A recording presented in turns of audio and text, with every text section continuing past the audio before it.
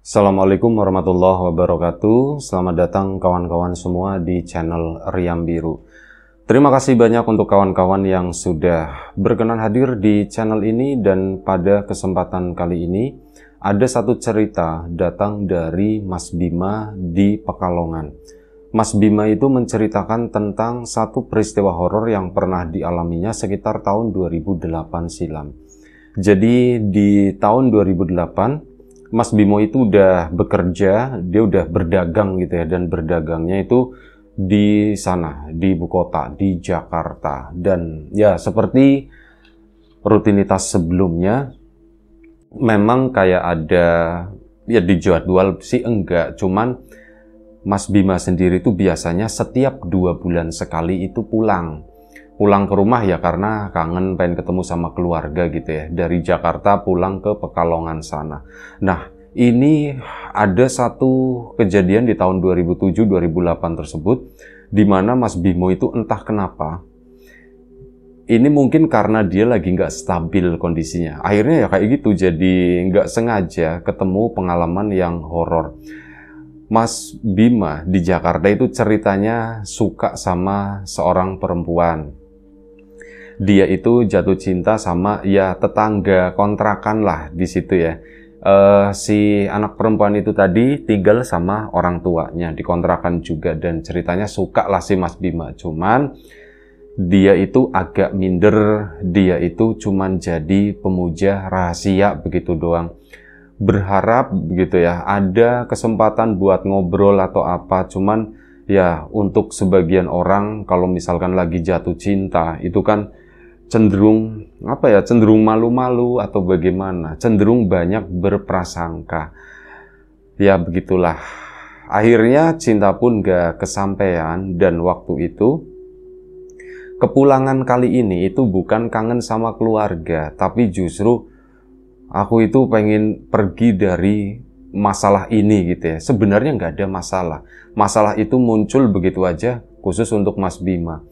Dia melihat si pujaan hatinya tersebut itu diboncengin pulang sama, pokoknya diantar jemput ke tempat kerjanya sama seorang cowok. Nah dari situ Mas Bima kan asem, aku udah keduluan gitu ya, dan itu kepikiran terus. Ya akhirnya ya sudah, dia kan jadi kepikiran, gak karuan, bagaimana aku jadi ndak betah, dagang pun jadi ngaruh kayak gini. Dagang rasanya, ada beberapa yang komplain katanya rasanya itu langganannya gitu ya. Mas kok keasinan atau gimana, malah ada yang kebalikannya, Mas gak ada rasanya. Itu seperti itu. Waduh, aku dagang begini, pikiranku lagi kacau. Udahlah, aku pulang kampung dulu. Akhirnya izinlah sama teman-temannya yang ada situ, bro aku mau pulang. Katanya, loh Bim, bukannya baru kemarin ya kamu pulang gitu. Iya, cuman aku mau pulang. Dan hal itu memang nggak diceritakan ke teman-temannya. Kalau misalkan diceritakan ya malah lebih gawat, bisa dibully begitu kan. Untung ya itu belum diceritakan, belum ada yang tahu. Bener-bener cuman Mas Bima doang yang merasakannya. Dan sebelum kita lebih jauh dalam cerita, mohon izin mau promo bawang gorengnya Wiji sebentar. Bawang goreng renyah, murni, tanpa campuran apapun, kualitas premium. Untuk kawan-kawan yang kemarin sudah memesan, terima kasih banyak. Untuk kawan-kawan yang belum memesan, ditunggu pesanannya. Juga untuk kawan-kawan mungkin yang kangen dengan cerita-cerita yang dulu pernah diangkat di channel Lapak Horor, bisa ditonton kembali itu di channel Lapak Horor X Mbah Warmo. Itu cerita-cerita lama, ada 2200 cerita kalau tidak salah, rencananya mau dinaikkan ke channel tersebut. Monggo kawan-kawan yang berminat mampir, yang sudah mampir terima kasih banyak. Kita balik lagi ke ceritanya Mas Bima tadi. Mas Bima pulanglah waktu itu kan, pulang malam hari dari Jakarta sana, ngikutin jadwalnya bus, tapi nggak diceritakan jam berapanya.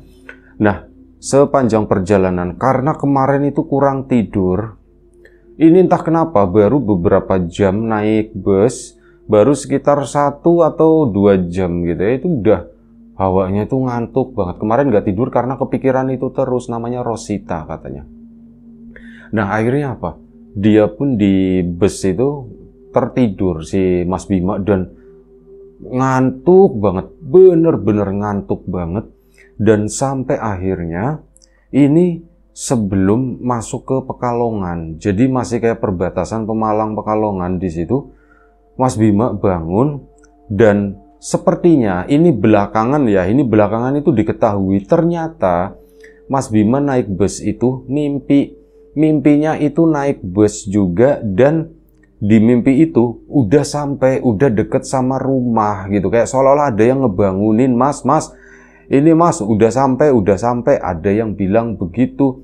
Mas Bima pun akhirnya begitu bangun langsung bergegas gitu kan, menuju ke depan, bilang sama sopirnya, sama kerneknya, pak, depan berhenti pak, berhenti, stop gitu kan, stop, kiri gitu.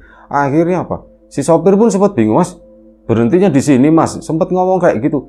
Iya pak, di sini aja pak, di sini pak. Akhirnya sudah, bus pun nurut ya, berhenti, dan si kondektur itu sempat ngomong, mas, ini nggak salah mas di sini mas. Enggak, bener. Yang dilihat Mas Bima itu ya lingkungan deket rumahnya di situ, paling jalan sedikit sebentar lah kayak gitu. Itu yang di matanya Mas Bima. Dia pun turun. Akhirnya apa? Bus pun jalan lagi ke sana. Begitu bus jalan, Mas Bima bingung. Loh, kok gelap gitu kan? Ini aku ada di mana? Ini cuman pepohonan doang, gelap ya, ada beberapa kendaraan yang melintas lagi. Ini gimana sih ceritanya, kata si Mas Bima, bingung sendiri kan. Akhirnya dia pun duduk di minggir ke sana, duduk. Perasaan tadi di bus aku tuh udah sampai gitu ya. Ada yang bangunin, mas udah sampai. Terus aku bangun ngelihat ke arah jendela pun seperti itu. Bayangan lokasi rumahnya gitu, area situ tuh udah kelihatan banget. Kok jadi begini? Nah, akhirnya di situ Mas Bima pun berpikir, apa aku itu masih kebawa sama mimpi tadi atau bagaimana gitu ya. Aku emang tidur terus dari tadi, kata si Mas Bima, dan akhirnya ya itu turun di sana bingung. Ini aku posisinya di mana ya? Aku nggak ngerti. Handphone bukan handphone yang canggih waktu itu, yang ada mapnya gitu, enggak. Handphone yang penting, kata Mas Bima, bunyi bisa SMS-an gitu aja. Aku bingung, kemana ya ini ya, yang lewat truk gede, ini gede, dan aku nggak pernah nyetop kendaraan semacam itu.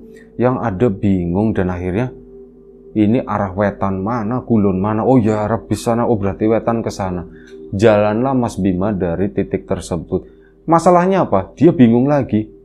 Ini aku udah lewat Pekalongan atau jangan-jangan ini aku sebelum Pekalongan atau udah ngelewatin. Kalau misal ngelewatin, wah bisa bablas nyampe Semarang, aku jalan terus nih.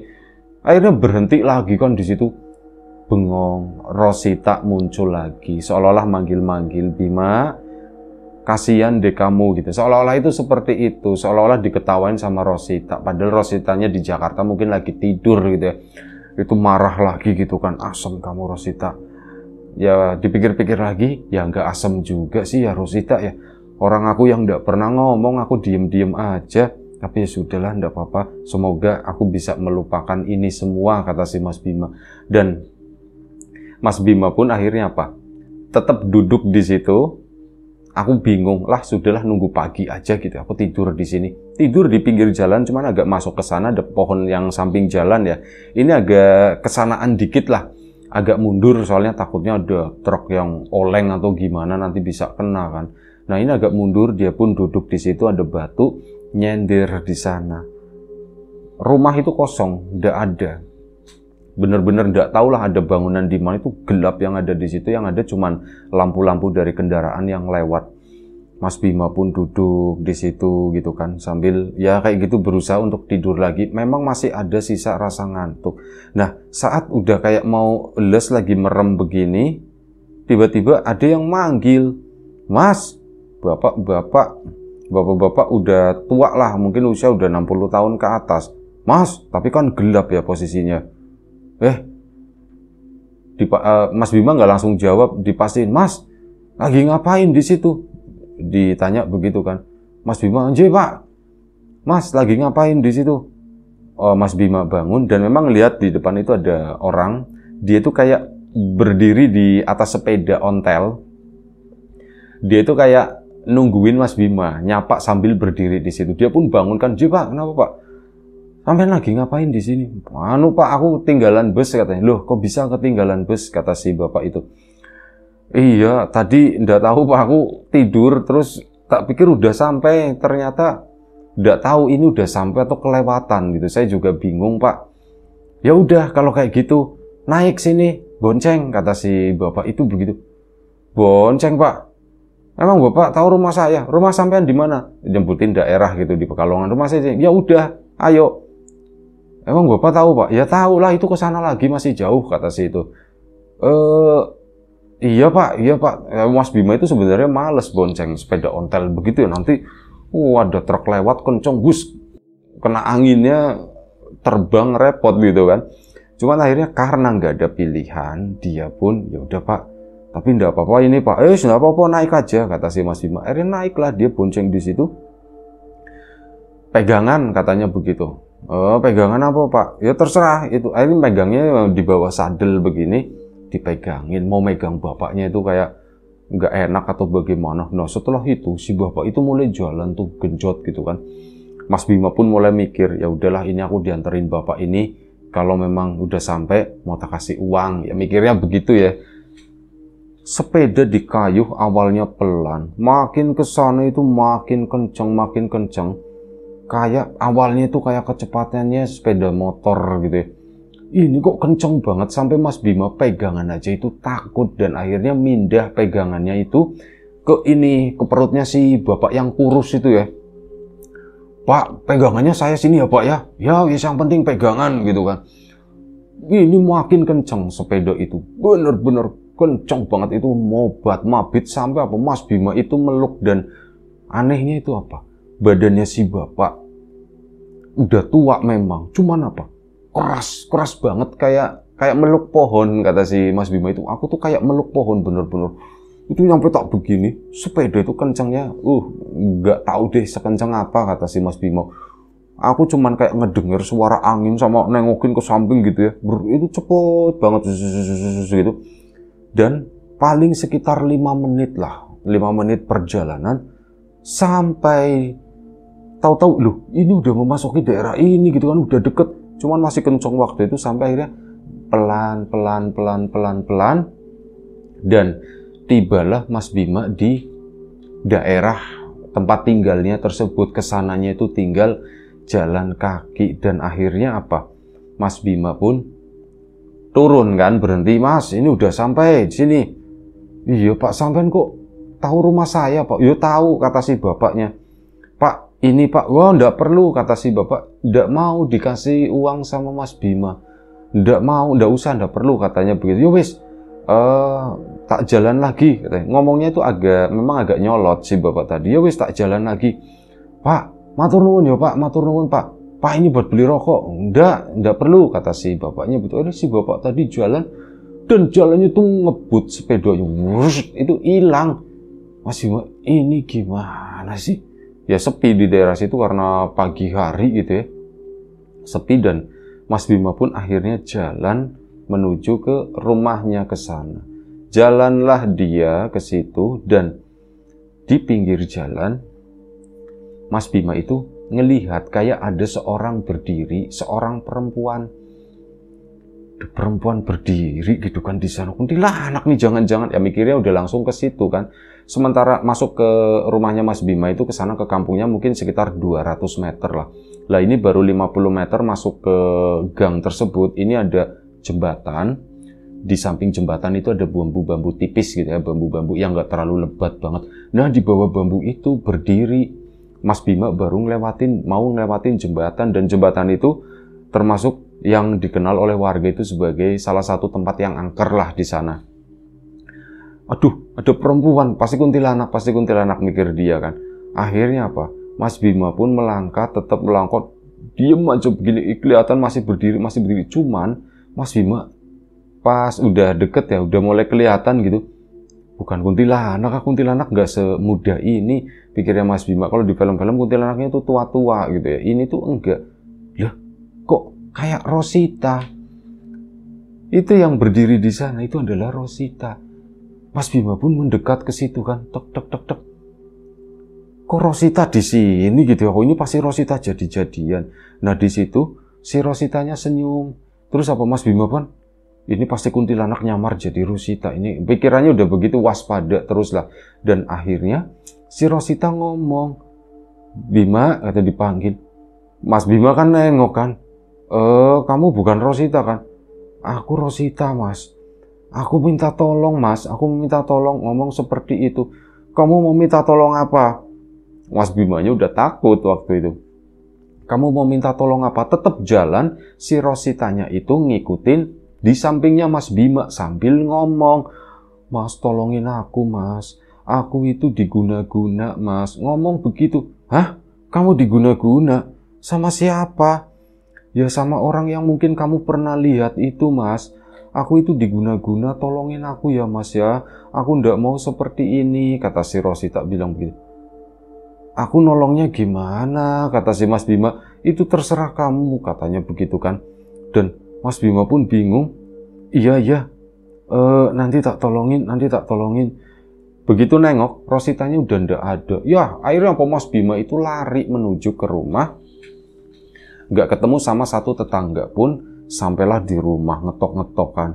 Loh, Mak, kamu kok udah pulang gitu? Kok pulang jam segini? Biasanya kan agak sedikit pagi ya. Ini jam berapa, Pak? Ini masih jam 1 pagi gitu. Masih jam 1, Pak. Iya, kok tumben kamu pulang jam segini?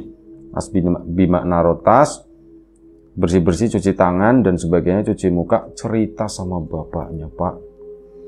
Aku tadi ngalamin hal yang aneh, Pak. Dari mulai naik bus, mimpi, tak pikir udah sampai, ternyata belum, aku turun, Pak. Terus apa? Lanjut, ada yang boncengin aku, Pak, kakek-kakek. Setelah itu, naiknya cepet banget, dan begitu sampai gang. Nah, bagian Rositanya itu Mas Bima itu agak malu. Pak, aku ketemu sama ada perempuan yang aku kenal di sana, Pak, gitu. Siapa? Namanya Rosita, Pak, gitu kan. Dan dia itu ngomong, tolongin, katanya minta begitu, Pak. Oh, bapaknya itu kayak, ya sudahlah tidur sana. Nggak ditanggepin sama bapaknya. Aku mau cerita begini. Dan dia itu kan karena dari tadi di bus itu tiduran terus ya, sampai di rumah itu nggak ngantuk. Akhirnya udah cuman rebah-rebahan doang, istirahat, badan itu juga rasanya capek banget. Mungkin sekitar jam 4 Mas Bima baru tidur. Nah, udah tidur, bangun-bangun itu jam 8 pagi. Sarapan udah siap dan sebagainya, dan si bapak itu ngajak ngobrol Mas Bima. Mak, cerita yang kamu semalam ceritain, katanya. Mas Bima, orang semalam aku dicuekin begitu. Iya Pak, kenapa emang Pak? Kamu beneran ngalamin itu, Bim? Iya Pak, aku beneran Pak. Ya ndak tahu, aku itu cuman perasaanku aja, atau memang aku beneran ngalamin itu, aku juga ndak ngerti Pak, gitu. Ya sudah, berarti memang benar kemungkinan kata Bapak. Itu orang yang minta tolong sama kamu, si siapa namanya gitu kan, Bapak itu lupa, Rosita, Pak. Rosita mungkin kondisinya seperti itu, Bim. Dan kakek-kakek yang itu, ya Pak, itu kenapa Pak? Dia kan nolongin kamu saat kamu lagi bermasalah. Kalaupun itu benar ya yang kamu alamin ya, kata si Bapak. Beneran Pak, seingatku begitu, tapi aku ndak tahu itu cuman perengasan atau perasaanku doang atau apa ya, aku ndak tahu Pak. Cuman yang aku alamin ya memang seperti itu. Ya sudah, anggap aja itu bener, Bim. Kalau memang itu bener, artinya kamu dihadapkan sama solusi dan masalah, atau sebaliknya, masalah dan solusi. Kamu punya masalah mengenai perempuan itu bermasalah, dia itu lagi menghadapi cobaan yang namanya itu tadi, diguna-guna atau apapun istilahnya. Dan di satu sisi kamu mendapatkan solusi dari masalahmu. Kamu salah turun, terus solusi datang, ada yang bantuin kamu. Maksudnya gimana Pak? Ya maksudnya begitu. Artinya masalahnya udah ada dan solusinya pun udah ada. Kamu harus nemuin si bapak itu buat nolongin si Rosita, kata bapak begitu. Bapak itu nemuinnya di mana Pak? Aku nggak ngerti. Iya juga ya Bim ya, kamu ya bapak juga nggak ngerti. Tapi itu aja lah. Dan bapak itu nggak memperpanjang ini ya, nggak memperpanjang obrolan tersebut. Bapak itu juga bingung sebenarnya. Itu asal ngomong aja lah pikirnya Mas Bima. Akhirnya apa, Mas Bima pun tinggal di kampung di situ itu sekitar 3 hari. Entah kenapa bawaannya Mas Bima itu, aku itu kok kepikiran Rosita terus gitu ya. Aku pengen tak sampein, minimal nyampein ke keluarganya gitu. Ini bener atau enggak, dan aku bersiko pasti aku dimusuhin sama keluarganya gitu ya. Dianggapnya aku nebar fitnah atau apa. Cuman kalau hal ini nggak disampein, ya nanti aku salah juga, kasihan Rosita ya. Akhirnya cuman bertahan 3 hari, berangkat lagi ke Jakarta sana. Tetap kali ini tuh kepalanya penuh dengan Rosita. Cuman Rosita yang dengan masalahnya tersebut. Begitu sampai Jakarta, ngomong sama keluarganya Rosita. Pak, Bu, kan Rosita tinggal sama orang tuanya ya, sebelah kontrakan di situ. Pak, Bu, saya ndak tahu apa yang saya omongin ini. Rositanya berangkat kerja. Mas Bima kan memang belum dagang waktu itu. Saya ndak tahu apa yang saya omongin ini benar atau enggak. Tapi saya kemarin itu pulang dan rencananya itu lama, tapi nggak tahu saya kepikiran terus. Akhirnya cuma kuat 3 hari, saya balik lagi ke sini. Emang kenapa, Bim? Anu Pak, aku itu diceritakan semua ya, berawal dari ini, terus akhirnya ujungnya itu tadi Pak. Aku ketemu Rosita, Rosita itu minta tolong, katanya begitu. Dan minta tolong gimana Bim? Ya minta tolong begini, aku katanya diguna-guna. Katanya seperti itu kan si Mas Bima. Mas Bima pas ngomong bagian itu tuh agak takut gitu ya. Pak, tapi beneran Pak, ini aku nggak tahu bener atau enggaknya. Aku cuma nyampein doang, habis nyampein ini, aku mau pulang lagi ke kampung, kata Mas Bima itu seperti itu. Dan bapaknya pun sama ibunya itu saling pandang begini. Mereka pun merasakan hal yang sama. Ternyata bapaknya cerita, iya Bim, bapak juga ngerasa seperti itu. Jadi gini, itu kan anak itu suka sama Rosita itu udah lama, Bim. Ada setahun lah kayaknya ya, Bu ya. Iya, cuman Rositanya ndak mau, kata si bapak. Dan ya bukannya gimana-gimana ya, Bim ya. Bukannya mau menghina atau bagaimana. Ya kamu tahu sendirilah tampangnya seperti apa gitu kan. Mas Bima itu memang nggak memperhatikan secara detail, jadi ndak tahu ya, cuman jawab asal iya begitu doang. Padahal nggak ngerti tampangnya seperti apa sih. Intinya setelah belakangan Mas Bima tahu itu nggak ganteng lah, itu jomplang banget kalau misal sama Mas Bima. Itu perbandingannya katanya 2 sama 9. Mas Bima 9, si itu tuh 2. Nggak tahu ini mungkin ini pembelaannya Mas Bima aja kali ya. Aslinya ya mungkin 8, 9 begitulah. Nah itu kayak gitu katanya, memang beneran, mohon maaf gitu ya, bermasalah di tampang gitu ya. Itu seperti itu. Dan bapaknya sama ibunya, kami juga heran gitu ya, kok Rosita mau ya sama itu. Kami juga udah ngomong Bim gitu, ya cari yang lain lah, kata si bapaknya itu begitu. Aku juga ngomong begitu, kami ngomong begitu Bim. Mas Bima di situ ada rasa seneng ya, alhamdulillah, artinya itu nggak direstuin sama orang tua. Nanti aku bisa masuk, pikirnya Mas Bima begitu. Dan akhirnya sudah orang tuanya nggak marah, nggak apa, justru itu berterima kasih. Iya Pak, cuman ya itu tadi Pak, saya nggak tahu gimana cara ngobatinya.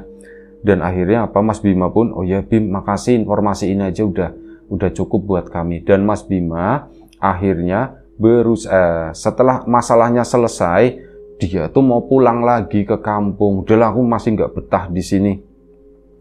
Tugasku udah menyampaikan, udah selesai, dan aku nggak kuat melihat Rosita berdua-dua sama yang lain. Mendingan aku di kampung dulu aja, nenangin, netralin perasaanku. Akhirnya apa? Pulang, berniat pulang malam harinya.